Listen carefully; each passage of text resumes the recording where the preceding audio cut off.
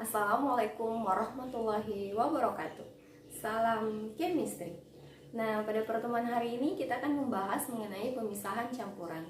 Namun sebelum itu, apakah kalian masih ingat apa sih campuran itu?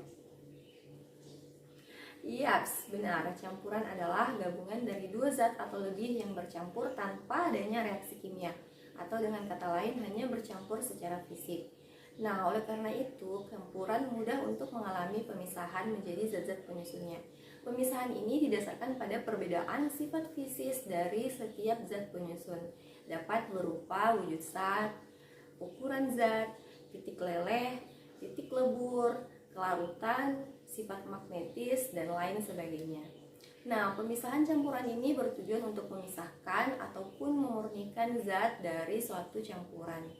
Dalam kehidupan sehari-hari, kita sering menemui pemisahan campuran. Contohnya adalah ketika kita memeras santan, kemudian kita menggunakan saringan, itu adalah salah satu bentuk dari contoh pemisahan campuran. Nah, sebelum lanjut, silahkan perhatikan gambar berikut.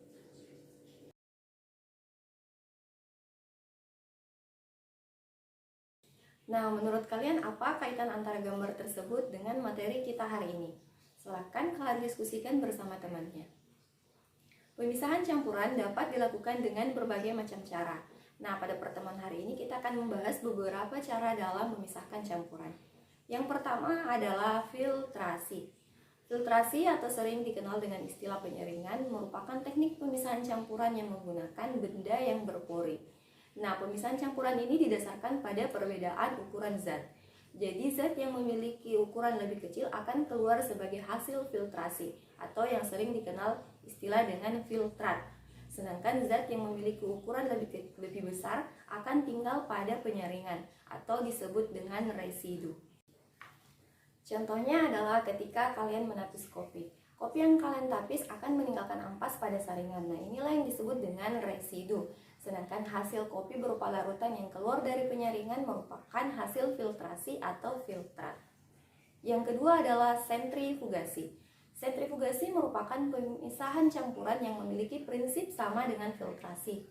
Hanya saja pada sentrifugasi akan memisahkan campuran yang memiliki partikel padatan sangat halus dan jumlahnya sangat sedikit. Sentrifugasi memanfaatkan gaya sentrifugal dalam pemisahan campuran. Gaya sentrifugal ini disebut juga dengan gaya putar. Nah, contoh dalam pemisahan campuran menggunakan sentrifugasi adalah memisahkan sel darah merah dan sel darah putih pada plasma darah.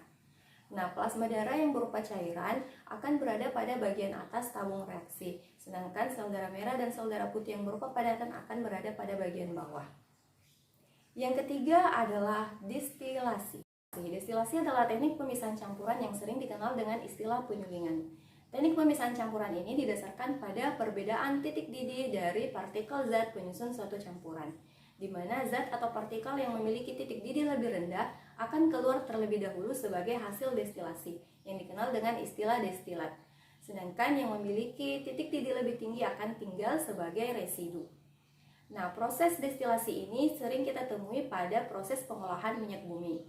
Pengolahan minyak bumi menjadi bensin, solar, aftur, aspal, oli. Nah, proses pemisahan tersebut didasarkan pada proses penyulingan atau destilasi.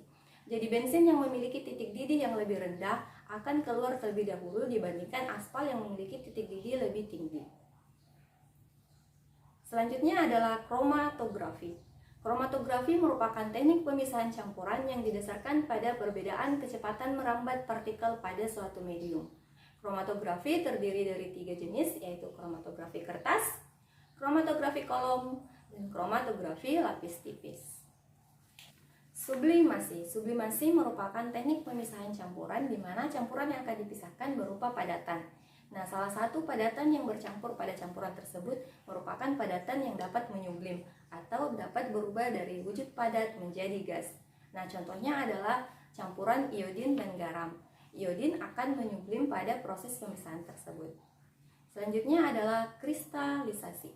Kristalisasi merupakan teknik pemisahan campuran dengan prinsip menguapkan pelarutnya hingga terbentuk zat padat berupa kristal. Contohnya adalah pada pembentukan garam dapur dari air laut. Ekstraksi. Ekstraksi adalah teknik pemisahan campuran yang didasarkan pada perbedaan kelarutan dua cairan yang membentuk campuran tersebut. Alat yang digunakan dapat berupa corong pisah maupun soklet. Nah, itulah tadi beberapa teknik pemisahan yang sering kita temui dalam kehidupan sehari-hari. Nah, sekarang menurut kalian, hal apa yang bisa kita lakukan untuk dapat menjernihkan air yang ada pada gambar pertama tadi?